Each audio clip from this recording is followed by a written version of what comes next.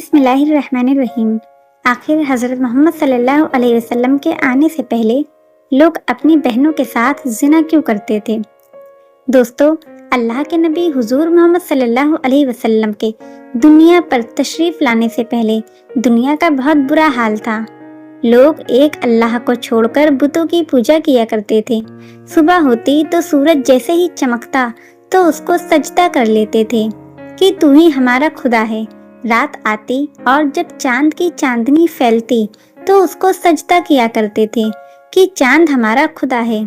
اسی طرح اس وقت لوگوں نے اپنے نہ جانے کتنے خدا بنا رکھے تھے اور مالک حقیقی کو بھول بیٹھے تھے۔ حضرت محمد صلی اللہ علیہ وسلم کے آنے سے پہلے عورتوں پر بہت ظلم ہوا کرتا تھا۔ انسان اس قدر گر چکا تھا کہ سگی بہنوں سے شادیاں کی جا رہی تھی۔ اگر کسی کے یہاں لڑکی پیدا ہوتی تھی تو اس کو بتوں کے آگے رکھ کر قتل کر دیا جاتا تھا، اور کچھ لوگ لڑکی کے پیدا ہونے پر اسے دریا میں بہا دیا کرتے تھے۔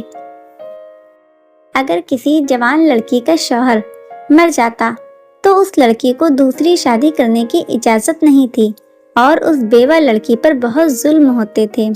اسے منحوس سمجھا جاتا تھا اور اسے طرح طرح کے طعنے دیے جاتے تھے کہ وہ اپنا شوہر کھا گئی، اس سے پہلے اس کا پتی مر گیا، وہ کیوں نہیں مری۔ ودوا عورتوں کی زندگی کو جانوروں سے بھی زیادہ بدتر کر دیا جاتا تھا، اور کچھ لوگ تو ودوا لڑکیوں کو ان کے پتی کی جلتی ہوئی چتا کے اوپر ہی زبردستی لٹا دیا کرتے تھے، اور وہ زندہ لڑکیاں اسی چتا میں جل بھن کر مر جایا کرتی تھیں۔ اور اگر کوئی لڑکی ایسا نہیں کرتی تھی تو اس لڑکی کو ایک کوٹری میں 6 مہینے کے لیے بند کر دیا جاتا تھا، اور اس کو زندہ رہنے کے لیے کھانا پانی دیا جاتا تھا۔ اگر وہ لڑکی قسمت سے زندہ بچ جاتی تو اس کو باہر نکال کر اس کے چہرے پر کالک پوت کر اس کا منہ کالا کر کے اس کو جانور پر بٹھا کر بستی بستی گھمایا جاتا تھا، تاکہ لوگ اس کو دیکھ لے اور سمجھ لے کہ یہ منحوس لڑکی ہے، اس کا پتی اس سے پہلے مر گیا۔ عرب کا حال تو اور بھی برا تھا کہ وہاں پر لڑکیوں کی پیدائش کو منحوس سمجھا جاتا تھا، اور اگر کسی گھر میں لڑکی پیدا ہو جاتی تھی تو اس کا باپ اس لڑکی کو اس کی ماں سے چھین لیا کرتا تھا، اور اس کے بعد ایک میدان میں لے جا کر ایک گڈھا کھود کر اس میں اس لڑکی کو رکھ دیتا تھا، اور پھر اس کی گردن پر اپنا پیر رکھ کر دباتا تھا، اور اس لڑکی کی زبان نکل آتی۔ وہ بچی اپنے باپ کی طرف دیکھتی، لیکن باپ کی آنکھوں میں ذرا بھی رحم نہ آتا، اور وہ وہیں پر مر جایا کرتی تھی، اور پھر وہ باپ خود اپنی ہی بیٹی کو اپنے ہاتھوں سے دفن کر کے گھر واپس آ جاتا تھا۔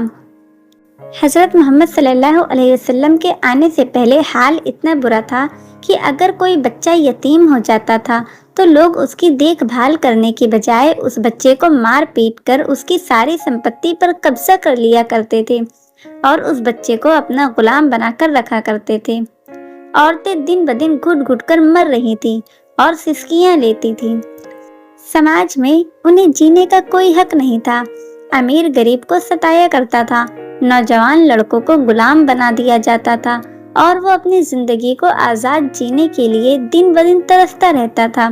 جن کے پاس ڈھیر سارا پیسہ تھا وہ بھی سکون کے ساتھ اپنی زندگی کو نہیں بتا پا رہے تھے۔ اور شراب کا تو وہ ماحول تھا کہ لوگ ہر نوالے پر شراب کو پیا کرتے تھے، اور صبح اٹھتے ہی انہیں سب سے پہلے شراب چاہیے ہوتی تھی۔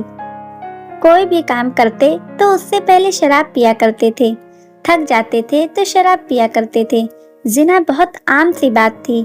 کوئی نوجوان اگر کسی لڑکی کے ساتھ زنا کر لیا کرتا تھا تو اس نوجوان کی اس میں بہادری سمجھی جاتی تھی کہ اس نے فلاں کی لڑکی کے ساتھ زنا کیا ہے۔ برائیاں کافی اونچی اڑان بھر رہی تھی۔ اسی بے حیا اور بگڑے ہوئے ماحول میں اللہ ایک ایسے بچے کو پیدا کرتا ہے جو دنیا کا نظام بدلنے والا ہے، ایک ایسے بچے کو پیدا کرنے والا ہے جو عورتوں، لڑکیوں اور بیواؤں کو ان کا حق دلانے والا ہے، جو امن و شانتی قائم کرنے والا ہے۔ صبح صبح کا وقت ہے، ابھی کچھ ستارے بھی چمک رہے ہیں، ٹھنڈی ٹھنڈی ہوائیں چل رہی ہیں، مکہ کی گلیاں خوشبو سے مہک رہی ہیں، اور ہر طرف سے خوشبو آ رہی ہے۔ اس وقت آپ صلی اللہ علیہ وسلم پیدا ہوئے، اور آپ کا جسم بالکل صاف ستھرا پاک تھا، और आपके पास से तेज कस्तूरी की तरह खुशबू आ रही थी। आपका खतना किया हुआ था और नाफ कटी हुई थी। चेहरा आपका बहुत नूरानी और चमकदार था। आंखें ऐसी थी कि जैसे सुरमा लगा हो। आपकी वालदा हजरत आमना रदियल्लाहु ताला अन्हा ने आप सल्लल्लाहु अलैहि वसल्लम के दादा अब्दुल मुत्तलिब को, जो उस वक्त खाने काबा का तवाफ कर रहे थे, उनको ये खुशखबरी भेजी। तो वो हजरत मोहम्मद सल्लल्लाहु अलैहि वसल्लम को देखकर बहुत खुश हुए और आपके लिए दुआ की। जब दिन निकल आया तो मक्का के लोग आकर काबा शरीफ के हरम में जमा हुए और आपस में बातें करने लगे कि पता नहीं क्या हुआ, अचानक सुबह से मेरे घर से बहुत तेज खुशबू आ रही है। तो कोई कह रहा था कि मेरा बाप बीमार चल रहा था और वो आज अचानक से ठीक हो गया है। कोई कह रहा था कि मेरे जानवरों ने दूध देना बंद कर दिया था और उनके दूध सूख गए थे, लेकिन अचानक पता नहीं क्या हुआ कि सुबह मैंने जब अपने जानवरों को देखा तो उनके थन दूध से भरे हुए थे। कोई कह रहा था कि मेरे बाग में कल तक जो पेड़ सूखे थे वो आज सुबह से पता नहीं क्या हुआ है कि हरे हो चुके हैं और उनमें बेमौसम के फल आ रहे हैं। मक्का के सरदार आपस में बहुत हैरानी के साथ एक दूसरे से बातें कर रहे हैं और सोच रहे हैं कि आखिर क्या वजह है कि आज सब कुछ बदला बदला सा लग रहा है। आज मक्का की वादियां, मक्का की गलियां क्यों महक रही हैं? इतने में वहां पर एक आदमी आता है और उनसे पूछता है कि आखिर क्या बात है, आज इतने सवेरे सवेरे भीड़ क्यों लगी हुई है, क्या बात है?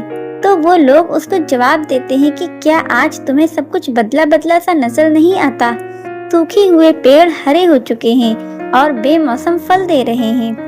क्या तुमने नहीं देखा कि जो जानवरों ने दूध देना बंद कर दिया था उनके थन सूख चुके थे, आज उनके थन दूध से भरे हुए नजर आ रहे हैं। क्या तुम महसूस नहीं करते कि आज सुबह से पता नहीं कहां से इतनी खुशबू आ रही है जिससे पूरा मक्का और घर घर महक रहा है? उस आदमी ने कहा, ये सब छोड़ो, बल्कि मैंने जो देखा है वो तुम लोगों ने नहीं देखा, वो इससे भी हैरानी की बात है। तो वहां खड़े हुए लोग उस आदमी से पूछने लगे कि आखिर तुमने आज क्या नया देख लिया? उस आदमी ने कहा कि आज सुबह सुबह जब मैं काबे की तरफ से आ रहा था तो मक्के के सरदार अब्दुल मुत्तलिब अपनी गोद में एक बहुत ही हसीन और जमील बच्चे को लेकर जा रहे थे। मेरी नजर जैसे ही उस बच्चे पर पड़ी तो वो इतना खूबसूरत बच्चा था कि मेरी नजर उसकी तरफ से हट ही नहीं रही थी। और इतना हसीन और जमील बच्चा मैंने आज तक मक्का की सरजमीन पर पहले कभी नहीं देखा। मैंने देखा कि अब्दुल मुत्तलिब उस बच्चे को खाने काबा की तरफ ले जा रहे हैं और काबा के मेहराब उस बच्चे की तरफ झुकती जा रही है, जिसे देखकर मैं काफी हैरान रह गया। दोस्तों, आपको ये वाकया कैसा लगा कमेंट करके जरूर बताइएगा और अगर ये वाकया अच्छा लगा हो तो इसे लाइक, शेयर और चैनल को सब्सक्राइब जरूर कीजिएगा। अल्लाह हाफिज।